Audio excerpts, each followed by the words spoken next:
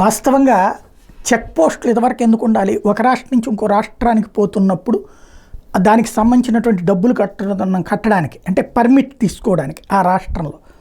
అదే సందర్భంలో సరుకులకి సంబంధించి చెక్ చేయడానికి, అంటే ఇదివరకు ఎవరుండేవాళ్ళు, మన దాన్ని ఏమంటారు, వాణిజ్య శాఖకు సంబంధించిన కమర్షియల్ ట్యాక్స్ డిపార్ట్మెంట్ వాళ్ళు చెక్ పోస్టులు మెయింటైన్ చేసేవాళ్ళు.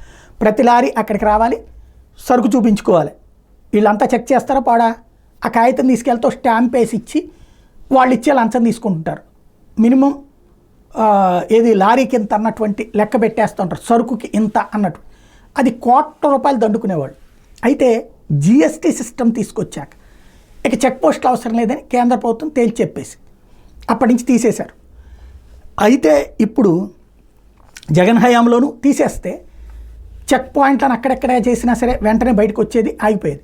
ఇప్పుడు చెక్ పోస్టులు పెట్టించేందుకు రంగం సిద్ధం చేస్తున్నారు. ఇది ఆంధ్రజ్యోతి హైలైట్ చేస్తున్న అంశం.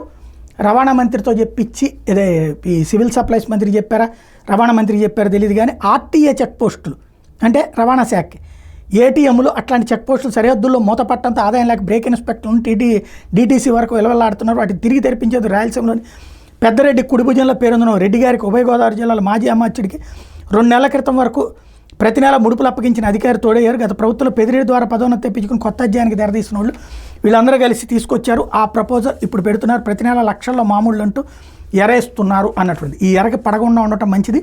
చెక్ పోస్టులు పెట్టడం అంటే దోచుకోవడానికి మార్గం అన్నటువంటి. చూద్దాం ఏం చేస్తారు.